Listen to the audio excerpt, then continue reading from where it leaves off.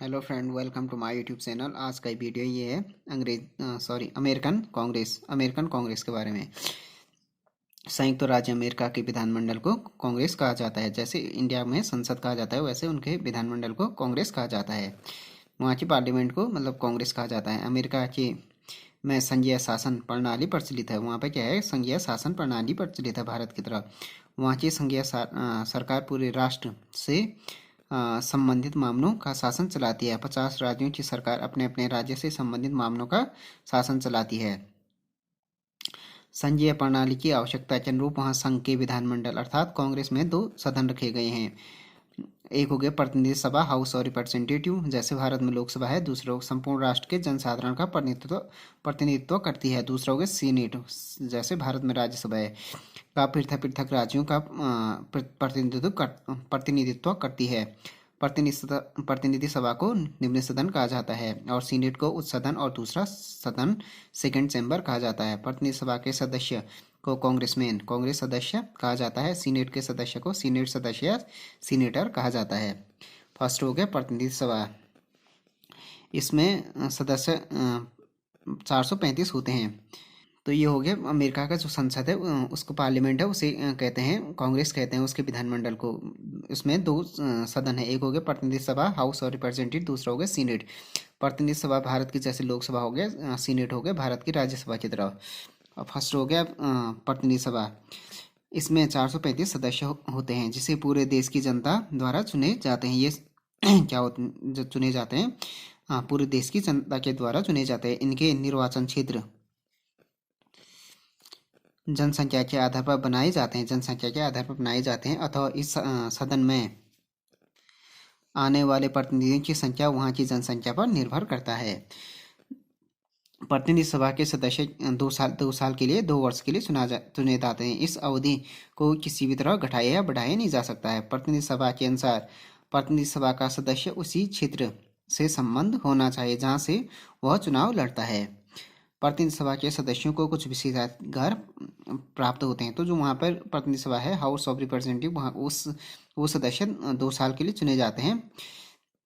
उनके सदन में बोलने की पूर्ण स्वतंत्रता है। वहाँ कही गई किसी भी बात के लिए उन पर कोई कानूनी कार्रवाई नहीं की जा सकती है। अधिवेशन के दौरान उन्हें दीवानी मामलों में बंदी नहीं बनाया जा सकता है।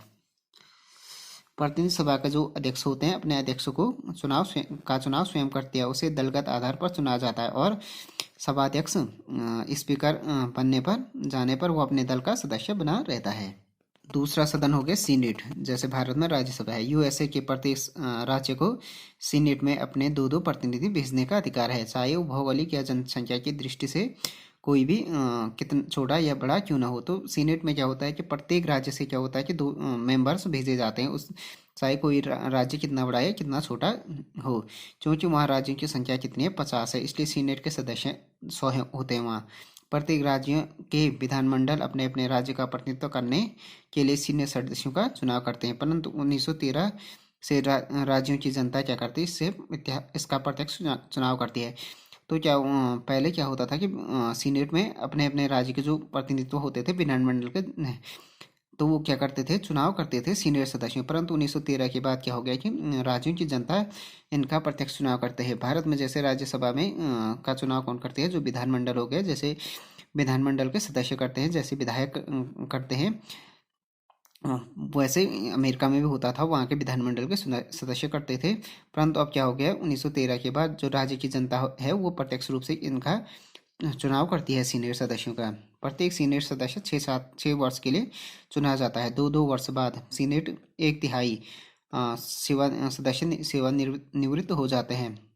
यह एक अस्थायी सदन है। तो क्या होता है कि जैसे भारत में राज्यसभा में क्या होता है कि ये 6 साल के लिए चुना जाता है, सीनेट में भी प्रत्येक 2 वर्ष में क्या होगा, 1/3 सदस्य हर तीसरे साल क्या दो हर 2 साल में क्या 1/3 सदस्य सेवानिवृत्त हो जाते हैं। यह सदन अस्थायी सदन है।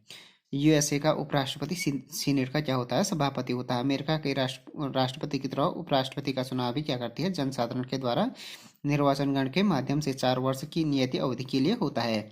सीनेट में उपराष्ट्रपति निष्पक्ष रूप से कार्य करता है। वह मतदान में केवल तभी हिस्सा लेता है जब किसी मामले के पक्ष और विपक्ष में बराबर मत हो जाने के कारण फैसला न हो पा रहा हो। ऐसी हालत में वह अपने निर्णायक मत कास्टिंग वोट का प्रयोग करता है। कांग्रेस की शक्तियां और कार्य। कांग्रेस की क्या क्या शक्तियां हैं और कार्य। विधि निर्माण और संविधान संशोधन। अमेरिका में क्या होता है कि संघीय प्रणाली और लिखित संविधान अपनाया गया है। तो अमेरिका में क्या है, संघीय प्रणाली और लिखित संविधान है। भारत में भी संघीय प्रणाली और लिखित संविधान है। इसके अंतर्गत विधि निर्माण के विषयों को 2 सूचियां बनाई गई है। तो अमेरिका में क्या है, विधि निर्माण के संबंधित 2 सूचियां हैं, संघीय विषय और राज्य विषय। जबकि भारत में क्या है, 3 विषय हैं, संघीय विषय, राज्य विषय और समवर्ती सूची, कॉन्करेंट लिस्ट।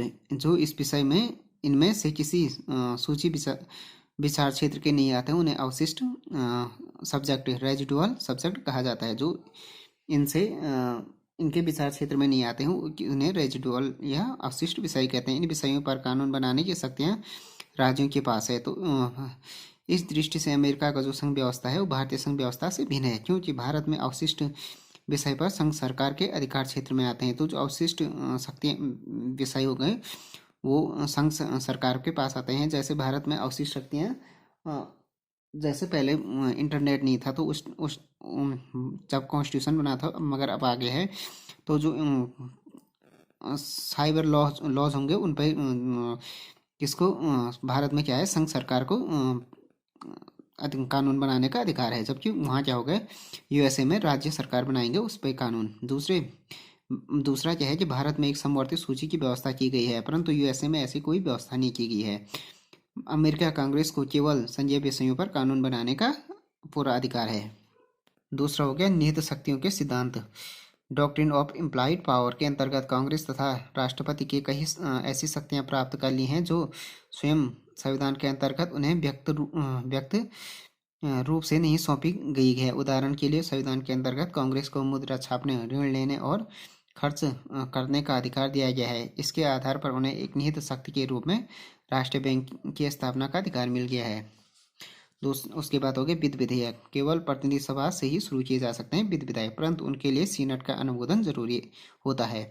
इस दृष्टि से विधानमंडल में के दूसरे सदन के रूप में सीनेट की शक्ति बेजोड़ है। यही कारण है कि अमेरिका के सीनेट को जब विश्व का सबसे शक्तिशाली दूसरा सदन कहा जाता है। जबकि इंडिया में क्या होता है, वित्त विधेयक लोकसभा में प्रस्तुत किया जाता है, अगर लोकसभा से उसके बाद उसको राज्यसभा में भेजा जाता है तो उसके 14 दिन के अंदर क्या राज्यसभा को लौटाना होता है। अगर उसमें कुछ राज्यसभा को संशोधन कर सकती है, पर लोकसभा क्या है उसको मानने के लिए बाध्य नहीं है, उसको मान भी सकती नहीं मान सकती। अगर 14 दिन तक वापस नहीं किया तो वित्त विधेयक को तो ये समझा जाएगा कि वो तो लोकसभा उसे पास कर दी। जबकि सीनेट यूएसए में ऐसा नहीं है, सीनेट का अनुमोदन जरूरी है वित्त विधेयक में। भारत में राज्यसभा का अनुमोदन जरूरी नहीं है। तो इस हिसाब से सीनेट की शक्ति क्या है, बहुत ज़्यादा पावरफुल है सीनेट इस वित्त विधेयक के मामले में। अन्य विधेयक किसी भी सदन से प्रारंभ किए जा सकते हैं और कोई भी विधेयक दोनों सदनों में पारित होने के बाद राष्ट्रपति की समानुमति प्रेसिडेंट असेंट में स्वीकृति के लिए भेजा जाता है। साधारणतः राष्ट्रपति उस पर हस्ताक्षर करके 10 कार्य दिवसों के भीतर लौटा देता है। यह एक्सेंट मिल जाने के बाद वह कानून बन जाता है। यदि राष्ट्रपति अपने निषेधाधिकार वीटो का प्रयोग करके किसी विधेयक को अपनी आपत्तियों के साथ उसे शुरू करने वाले सदन के पास वापस भेज दे तो कांग्रेस के दोनों सदन 2/3 बहुमत से उसे दोबारा पारित करने में निष्फल कर सकते हैं उसे। तो यदि राष्ट्रपति का वीटो पावर लगा देता है तो उसके बाद कांग्रेस के दोनों सदनों को 2/3 बहुमत से उसे पारित करना जरूरी है। कांग्रेस को संविधान के संशोधन का पूर्ण अधिकार है। इसके लिए प्रत्येक सदन को 2/3 बहुमत अपेक्षित है, परंतु कांग्रेस के पारित होने के बाद इसके लिए कम से कम 3/4 राज्यों के विधानमंडलों का अनुसमर्थन जरूरी है।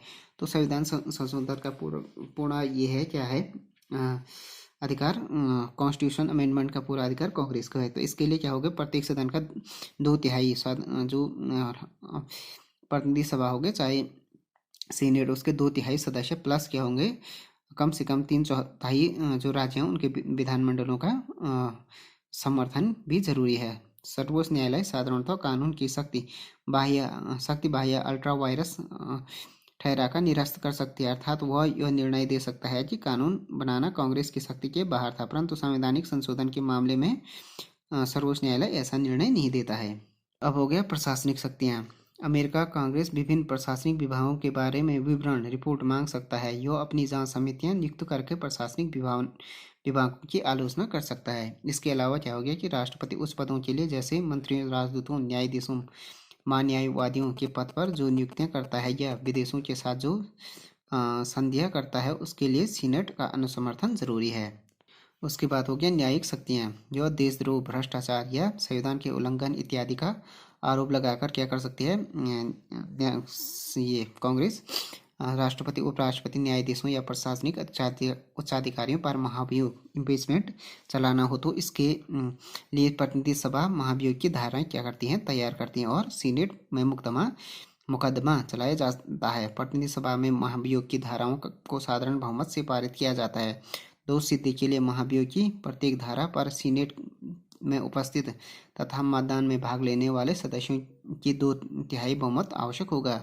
दोष सिद्धि हो जाने पर अभियुक्त को पद से हटा दिया जाता है। तो न्यायिक शक्तियों में ये हो गया जैसे देशद्रोह, भ्रष्टाचार, संविधान के उल्लंघन इत्यादि के आरोप में राष्ट्रपति हो गया, उपराष्ट्रपति, न्यायाधीश हो गए, प्रशासनिक उच्चाधिकारियों पर महाभियोग चलाया जाता है।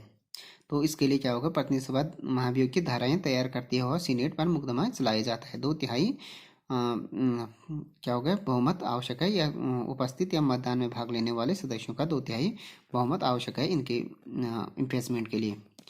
उसके बाद हो गया निर्वाचकीय शक्तियाँ। 4 साल बाद जब राष्ट्रपति और उपराष्ट्रपति का चुनाव होता है तो चुनाव में डाले गए वोटों की गिनती के लिए कांग्रेस के दोनों सदनों का संयुक्त अधिवेशन होता है। यदि राष्ट्रपति पद के लिए किसी उम्मीदवार को पूर्ण बहुमत नहीं मिल पाता है तो जिन उम्मीदवारों का सबसे अधिक वोट हो उनमें से किसी एक को प्रतिनिधि सभा राष्ट्रपति पद के लिए चुन लेती है। यदि उपराष्ट्रपति पद के लिए किसी उम्मीदवार को पूर्ण बहुमत नहीं मिल पाता है तो जिन 2 उम्मीदवारों को सबसे अधिक वोट मिले हों उनमें से एक को सीनेट उपराष्ट्रपति पद के लिए चुन लेती है। अब हो गया समिति प्रणाली। अमेरिका कांग्रेस के अंतर्गत विधि निर्माण का वास्तविक कार्य अनेक समितियां, उपसमितियों की सहायता से संपन्न किया जाता है। कांग्रेस के प्रत्येक अधिवेशन में हजारों विधेयक प्रस्तुत किए जाते हैं। कोई भी सदस्य इन विधेयकों से जुड़े हुए सारे मुद्दों का जानकार नहीं हो सकता। समिति प्रणाली का ध्येय ऐसे प्रत्येक कार्य को उपयुक्त विशेषज्ञों के प्रति सौंपना है।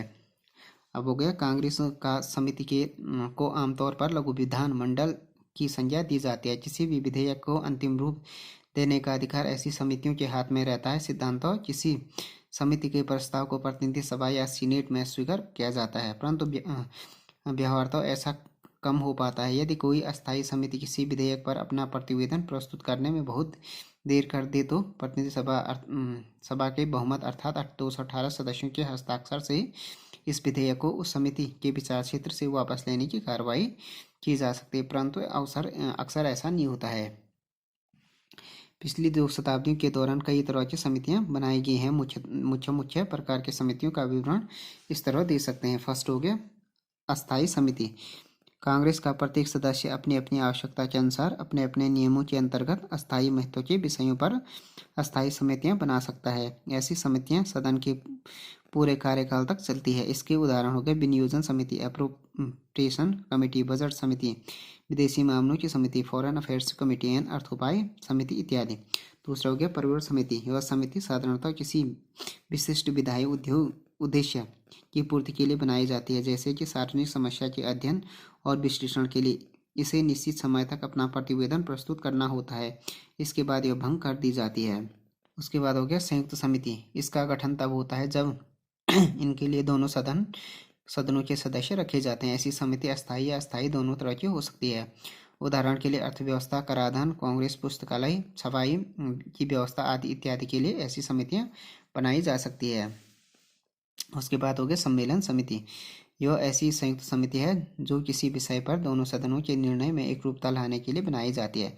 उदाहरण के लिए हो गया कोई भी विधेयक राष्ट्रपति की सम्मति एसेंट के लिए भेजने से पहले यह दोनों सदनों के द्वारा एक ही रूप में पारित होना चाहिए। यदि दोनों सदन एक ही विधेयक पारित करना चाहते हों, परंतु उनके अभ्यर्थी में कोई अंतर हो तो इस अंतर को दूर करने के लिए या उनके मतभेद को सुलझाने के लिए इस समिति का सहारा लिया जाता है। यही कारण है कि कभी कभी सम्मेलन समिति को अमेरिकी कांग्रेस का तीसरा सदन भी कहा जाता है। अब निष्कर्ष, कांग्रेस को विभिन्न समितियों विधि निर्माण के कार्य में सहायता देने के लिए बनाई जाती है, परंतु उन्हें अपने विचार क्षेत्र में आने वाले विषयों के विश्लेषण के लिए प्रशासनिक विभागों से संबंधित से विस्तृत जानकारी जरूरत पड़ती है। अथवा ये समितियां समय समय पर प्रशासनिक विभागों की तरह तरह की जानकारी मंगाती रहती है। इन मामले में ऐसा अनुशासन विकसित हो गया है कि प्रशासनिक विभाग कांग्रेस समितियों की पूछताछ को बहुत महत्व देते हैं और अपेक्षित जानकारी के लिए हमेशा तैयार रहते हैं। कांग्रेस समितियों को प्रशासनिक विभागों के काम काज के निरीक्षण का अवसर मिलता है। तो ये हो गया अमेरिका कांग्रेस के बारे में, हो गया अमेरिका कांग्रेस के सदन, प्रतिनिधि सभा और सीनेट और उनके कार्य और शक्तियों के बारे में हो गई video. Thanks for watching this video. If you like this video, please subscribe my channel and like, share and comment on this video.